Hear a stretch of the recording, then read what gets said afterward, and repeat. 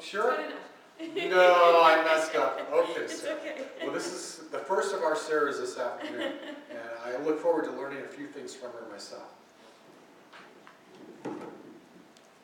Okay, well, hi.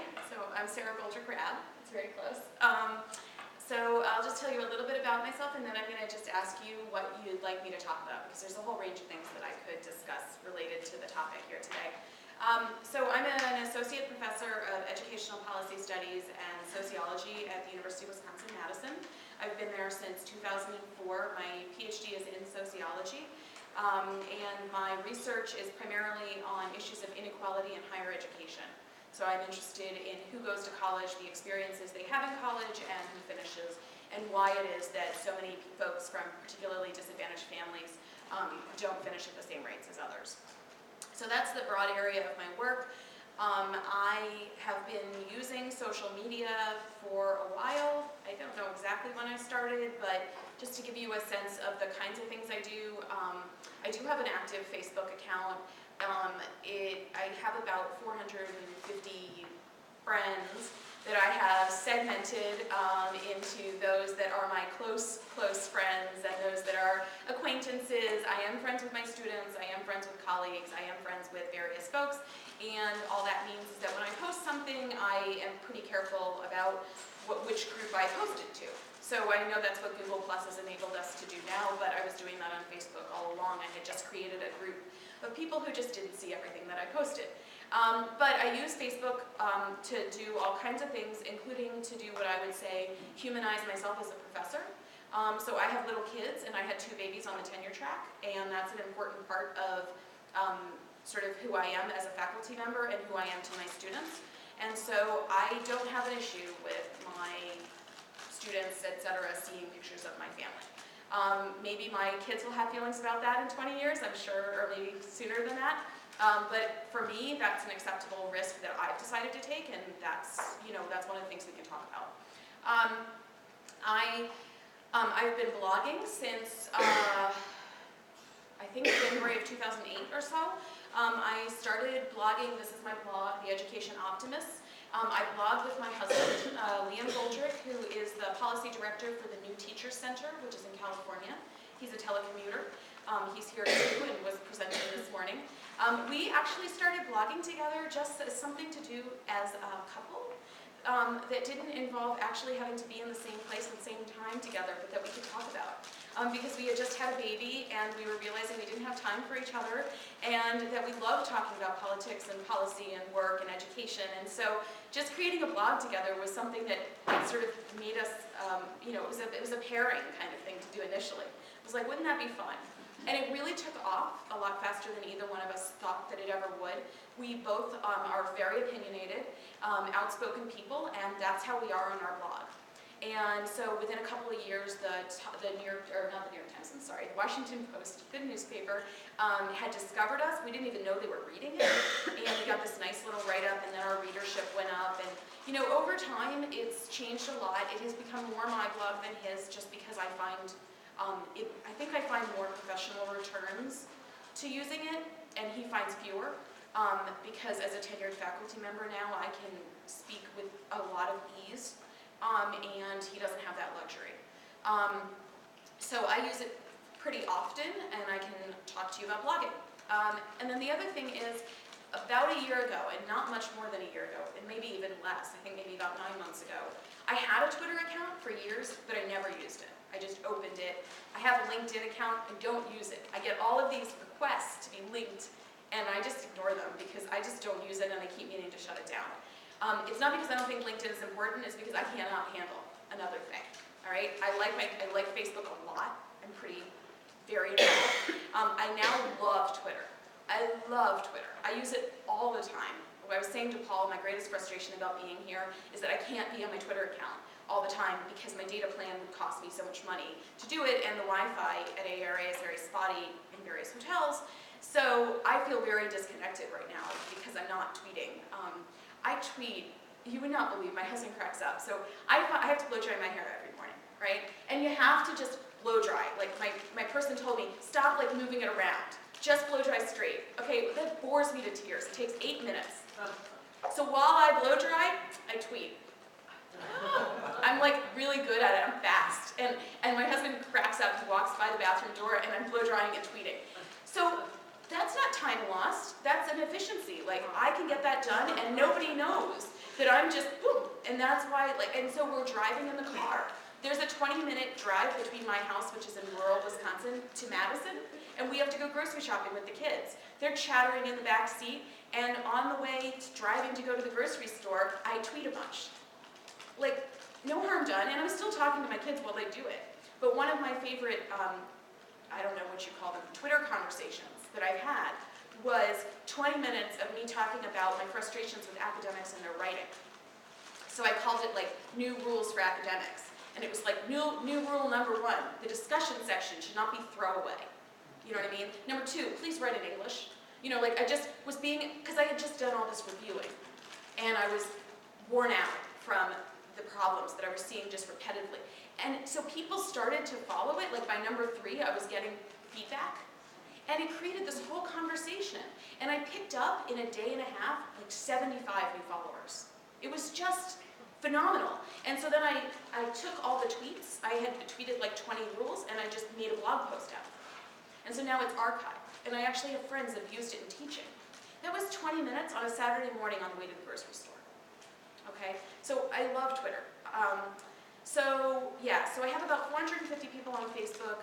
Our blog gets, like on a really normal day, 100 to 150 readers, but on a day when we've said something, like we really wade into an active policy conversation, it goes up to about 1,000 on a given day. On Twitter, when I started a year ago, I had 7 followers, and today I have 1,450 approximately. And I'm adding about 100 new followers a month. And I don't make it a goal, but I literally am just watching, and what happens is the more you tweet, the more people follow you. In contrast, I teach on average in a given year a total of 20 people, right? I advise on average in a given year 25 to 30 people. On average in a given year, I attend 9 to 10 conferences and speak to probably a total of 500 people, right? My articles in a given year are probably read by no more than 500 people. So I always think of this as my larger classroom and or my larger set of colleagues, and I use it accordingly. Okay, so can I have hands? Who wants me to talk? So I only have a very limited amount of time, so I'm either going to talk primarily about blogging or about Twitter. I think I probably should talk about one of the 2 of those, or maybe something else if somebody wants to throw out a third topic. So is there a third topic in particular? On the conversation of compartmentalizing, I don't do that. I tried. And I have to say, I also have a set of horror stories that I would be willing to talk about when your public and private lives come together in unexpected ways. And I mean, I did all of the things I'm saying pre-tenure. I've only been tenured for a year and a half. And I would say I was tenured despite my public media presence, not because of my public media presence, or my public whatever. I'm on Rick Hess's list of edu scholars. You know, he praises the people who engage in public life and public policy and not just write articles. And he's trying to elevate our status because in the academy that actually can be a negative. And I certainly am grateful to him for doing it because I have experienced the negative. There were moments where I thought because of what I did on the internet, I would not be getting tenure. But I've decided to embrace it, and post-tenure, I have very little reason. As long as I have certain rules for myself, right? No tweeting after more than 2 drinks, right? No tweeting when I'm in an excessively bad mood. Try to think before I hit the button. But I'm not gonna start sitting on long drafts of tweets and not sending them because it loses all of its freshness, and it feels like censorship. It really does. And so I think either you follow me because you like the way that I approach it, or you don't, and you can just stop following me. It's not, you know, that's your choice. And I have people who stop following, but by the way, when somebody stops following you, you don't actually know. You don't get like a notification. When you notice is when they rejoin. And so I've noticed I've had people who've like turned me off and then turned me back on. And I find that fascinating. It's like, oh, I didn't know you left, but welcome back. All right, so how many people want me to talk about tweeting? Okay, so So 1, 2, 3. And how many people want to talk about the blog? Okay, 1, 2, 3, 4. And how many people want me to just sit down? I think you're going to have to cover both, Sarah. Okay, let's see. So the the thing that stretches across both is the notion of finding your voice. So I think that's probably the most important thing. You can use social media. So I've actually coached, and I thought about making it into a little side business. I've coached people to start using social media. I have a really good friend who is, I sort of academically had a crush on her for years, ever since she wrote this wonderful book that I've read 5 times. And she sought me out about something because of something I said on my blog. And then she said to me, could you teach me how to tweet? And could you teach me how to blog? Because I've been writing this stuff for years, but I don't think people are hearing me. And what she's saying right now is really important. Her name is Robin Rogers, and she's writing about how the Gates Foundation and others are having a massive role in shaping policymaking in ways that may or may not be appropriate, which is a big and controversial subject. So, so Robin started, this is how she started. She wasn't ready to start using her own voice. She started following on Twitter. So I taught her how to start to follow and how to get an interesting conversation. So you have to figure out what you're interested in and search, right? So if you're interested in higher ed, there's a hashtag, higher ed. So you just start following. Follow different people and just read what they're sending around or just look at it. So she did that for months. I mean, I saw her following me. I'm like, good, okay, Robin's in, but she's not saying anything. And I think that's fine, because there are people who you don't have anything really to say yet, right? You're just getting a sense. If you don't have anything to say yet, though, you really don't need a blog, okay? So eventually, Robin said, I got this email one day, okay, I'm ready to start talking. She felt like she understood how this all worked, and she was ready to write her first blog.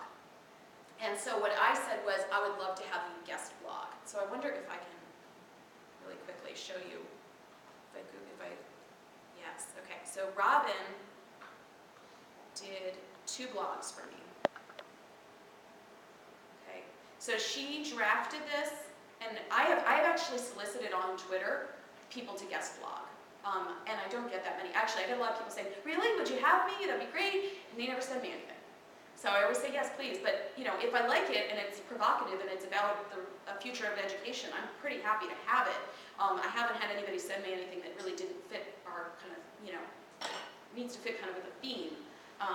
But anyway, so Robin sent me a draft, and we had a little back and forth. And basically what we were doing in the back and forth was simply making sure that we had links, which are the equivalent of the citations for everything that she said that was really, you know, needed some support, and that it was punchy.